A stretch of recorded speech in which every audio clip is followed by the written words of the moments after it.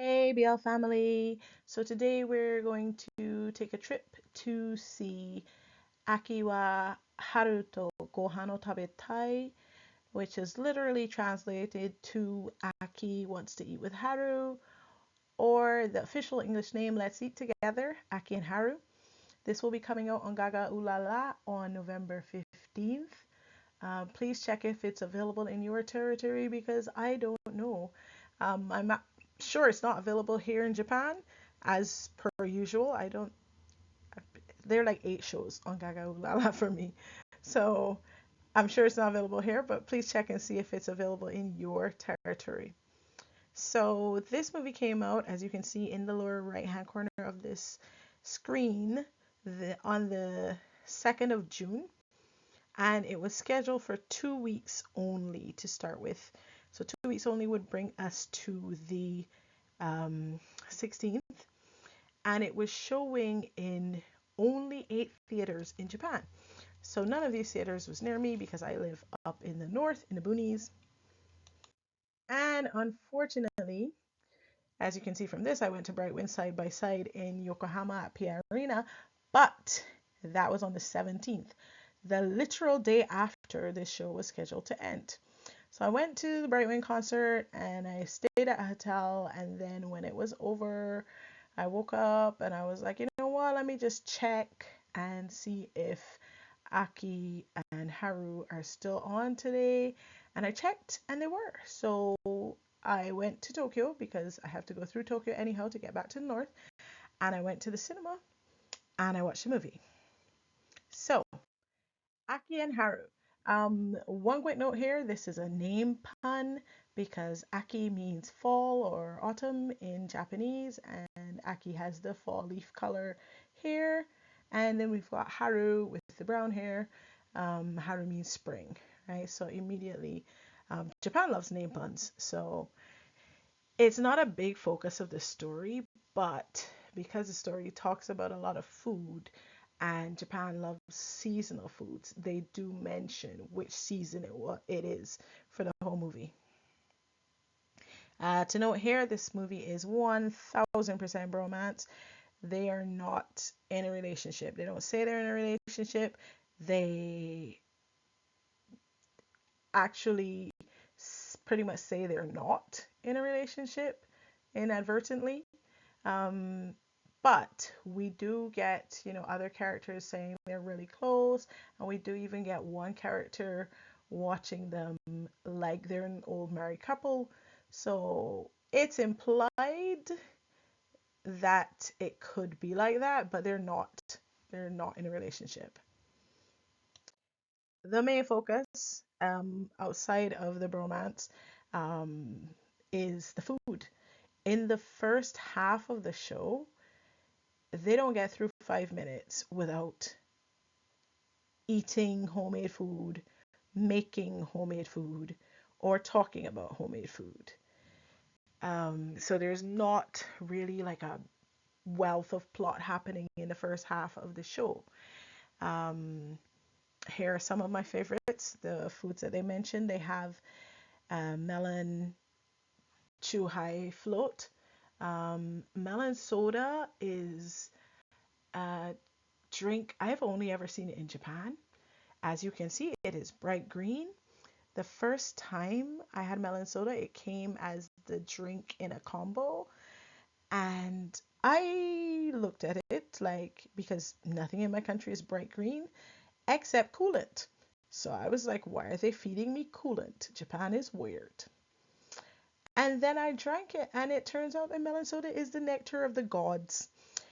Anytime I have to get a drink with any sort of set meal in a fast food restaurant or a sit down restaurant, it's always melon soda. I don't even bother to look at the rest of the menu.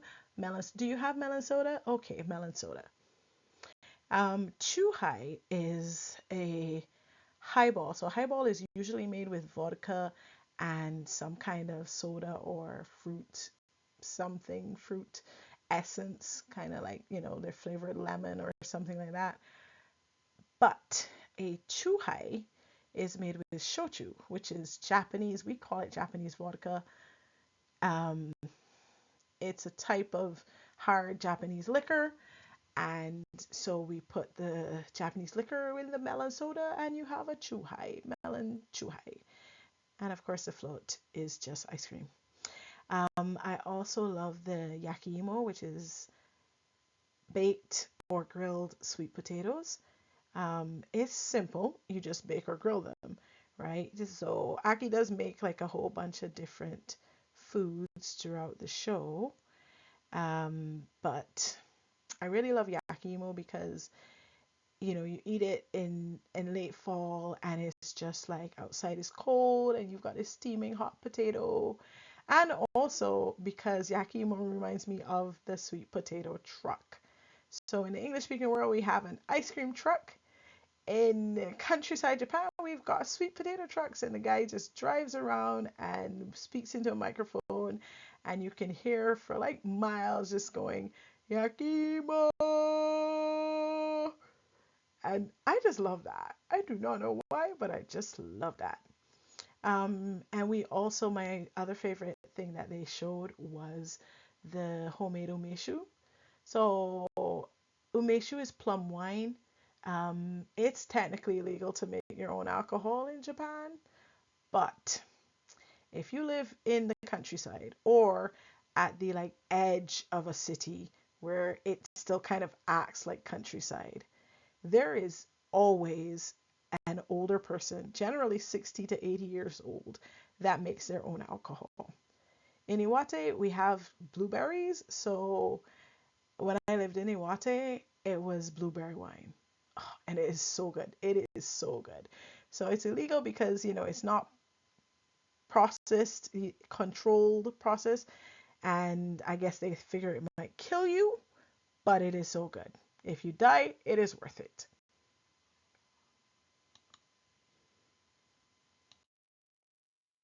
Okay, so I'm going to jump into the first 5 minutes of the show. If you don't want to know what the first 5 minutes of the show looks like, tap out here.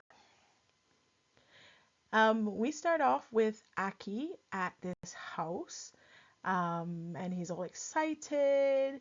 And then we have Haru. We cut to Haru. He's at the university. Some people are inviting him to join some activities.